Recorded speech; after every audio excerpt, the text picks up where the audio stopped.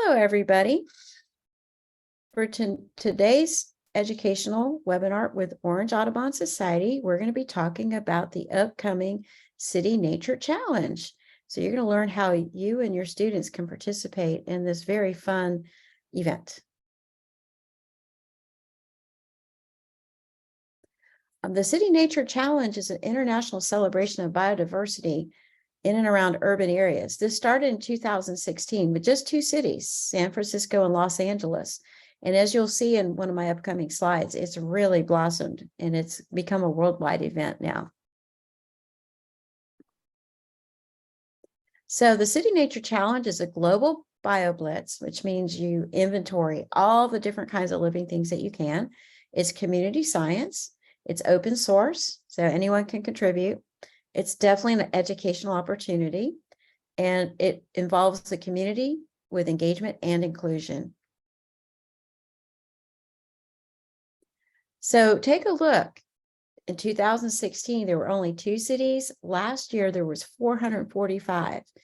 It's gone from 1 country to 47, from 19.8 thousand observations to over 1 million, over 50,000 species, and over 67,000 people participating. So let's look back at the City Nature Challenge from last year and then talk about how to participate. Okay, the results were 445 cities, 1,694,877 observations, over 50,000 species, over 67,000 participants, including 2,244 rare or endangered species. And this is a neat slide, and this will be available on video later, and you can look at this more closely, but it shows in different places of the world some of the different things that were noted, including hawksbill turtles off of Florida, and we have the fluted giant clam somewhere out in the Pacific, and elephants. So all kinds of stuff were reported. So in Orange County, though some of you watching this will be in other counties in Florida or maybe other counties in other places, but most of you watching will be from Orange County. We had over 3,000 observations, 1,000 plus species, over 500 people that helped identify them, and over 268 people observing. And I think it'll go up this year.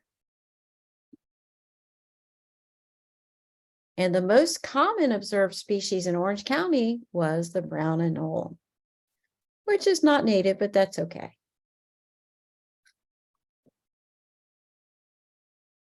Now, I'm going to go through how to participate. So this is a project where you need to use iNaturalist, but no worries, iNaturalist is very user-friendly.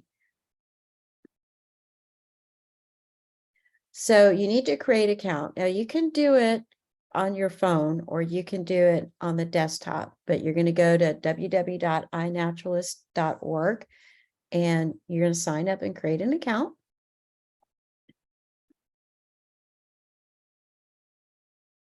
And then you're going to look for projects, and this is the phone view for iPhone and Android. And on the iPhone, the projects are in the bottom right corner. On the Android, it's right below the Explore button.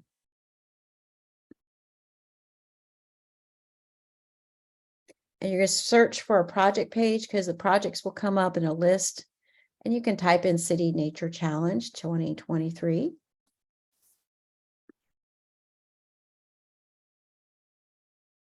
And look for your county. Now, Orange County does have a page. If you're in a different place, it may or may not have a county page. And in that case, you can just do the global one. That's totally fine.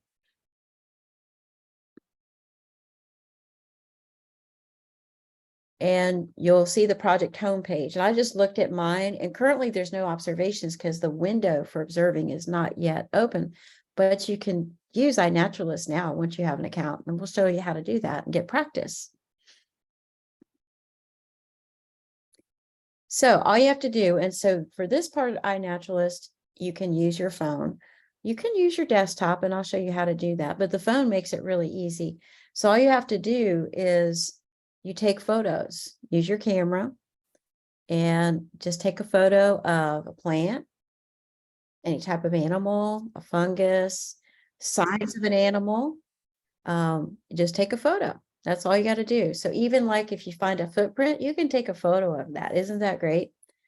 And then there's going to be a little section that has a question mark. What did you see? And if you click on that, it's going to give you a list of suggestions. Now, if you know what you saw, you can type it in. So if you know you saw a monarch butterfly, you can type it in. That's totally fine. But sometimes we see stuff and we have no clue.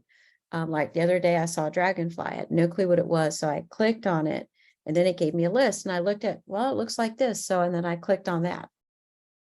And it's okay if you're wrong. I'll show you what happened.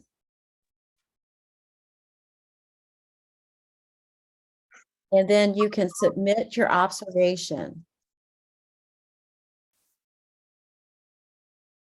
Here. Okay. And it'll either say submit or share, depending on your phone. And that's that. And then you will probably get an email in the next day or so, either confirming what you saw, or someone may suggest it was something different. And that's okay. It's a learning platform too. So this is the page for Orange County. And you could later, when you're watching the video, you can just use this little QR code and it'll take you right to the project page for Orange County, or you can go to the website, which I'll give you a little bit. Now, here's some common questions that have come up. So when can you start making observations for the City Nature Challenge? You can start on April 28th at 12 a.m. if you want to get up really early. And you can go up through May 1st at 11:59 p.m. And anything in between those times count for the City Nature Challenge. Can you upload photos that you took prior to the City Nature Challenge? No, the photos must be taken between the 28th of April and May 1st. Now, do you have to join the project? Maybe you're having trouble finding the project. No, as long as wherever county you're in, if there's a city participating, it'll go automatically into that project. But if you join the project, you get notifications and posts, and it just makes it a lot nicer. But if you can't figure out how to do it, you can just make observations and it goes to whatever city you're in. Now, what if you want to use a real camera? And that's what I like to do. Like, my phone can't take a good picture of a peregrine falcon. So what you can do, you have to go to your desktop and sign in, and you go to this add observations. That's one way to do it. And then I'll show you how to walk you through that. So this is if I don't already have an observation, I can put my photo in, and then it's going to ask me the date, and I can put that in. And I'll show you how to put the location in. You can put the location in. That's something you'll need to know if you're doing it on your desktop. So I knew this was at Lake Apopka Wildlife Drive, so I just typed it in. Well, actually, this one's for Mead Gardens, but anyways, you type in the name and it'll come up, and then you can click on it, and then it automatically saves it as the location for that particular sighting. And then again, like before, you just click on this, the search bar, and it'll give you suggestions on what it was. If you know what it was, like this is a Cape May warbler, I could type in Cape May warbler and just put it in myself. And then your location's there. You can type notes in, like, anything interesting you noticed. Maybe you saw it eating something and you want to note that. The more detail you put in, the better it is as far as helping add to scientific knowledge. So another way to edit your observations, if you're on the desktop, which looks like this, you can go to this little binoculars icon, observations. If you click on it, it shows everything that you put in. And it shows you the locations. If you click on it, like you said, oh, I have the wrong location, you can click on it and edit it. And notice you can put sounds in there too. If you're really, having fun. Like one time I heard frogs. I had no idea what they were. So I put them in and put the location. And so what happens is they have people that are identifiers that have more knowledge, and they go through and they look at these observations and they'll make suggestions on what it is. And you can accept it or not accept it. So another question is, especially if you're dealing with younger children, you can use Seek, which is a really cool app, but really, I know a lot of adults that use Seek, myself included. So both projects are from National Geographic and the California Academy of Sciences. Seek is more user-friendly, I think, because it'll identify things a little quicker. And if you're using Seek and you want to be in the City Nature Challenge, you have to sync it to your iNaturalist. So you need an iNaturalist account first, then you can make a Seek account. You only have to do this once.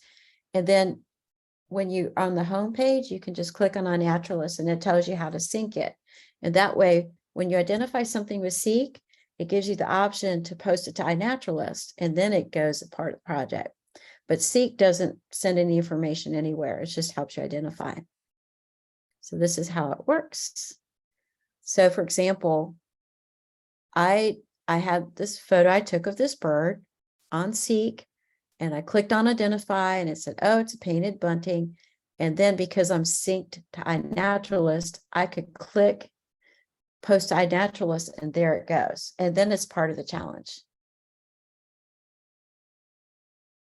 So here's some important dates. From April 28th to May 1st, you can take photos and share observations. Like I said, you can even do sounds. And from May 2nd to the 8th, if you have photos you want to add from like your camera, or you have recordings that you've done, you can upload those. You have time to do that by 9 a.m. And then on the 9th, they announce the results, like which city got the most, and they even have the observers that got the most sightings, or maybe the school that got the most. Pretty exciting. Now be sure as educators to visit the website.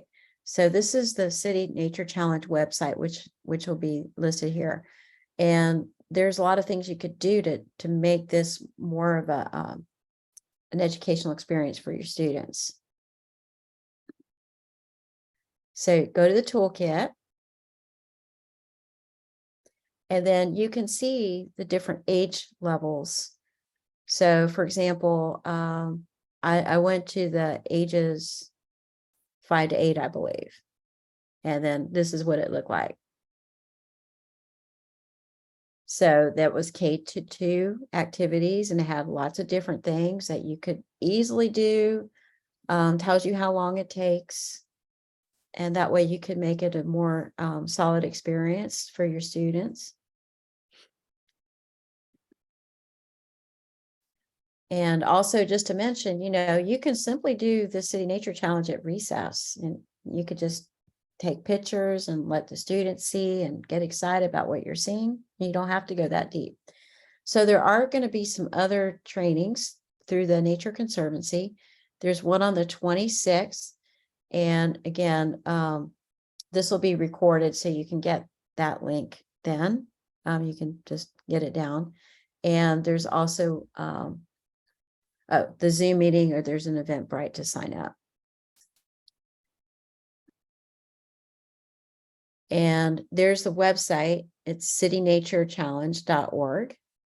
And then there's a video you can watch on YouTube from City Nature Challenge, and then the toolkit that I showed you. So they have a lot of resources. And let me just mention, so City Nature Challenge, anything you can do. Plants, you can do animals, like, lizards, you can do frogs, you can do insects. If your camera will pick up the picture, the insects are a little hard, but like butterflies aren't too bad if they hold still. You can do mammals. If they're captive, there's a way to record that they're captive and they're not wild. They prefer you do wild, but you know, if they're captive, that's okay. And all those are acceptable. So if you have questions of me, you email me at education@orangeaudubonfl.org. And if anyone has questions, you can unmute yourself and you can ask your question before we end.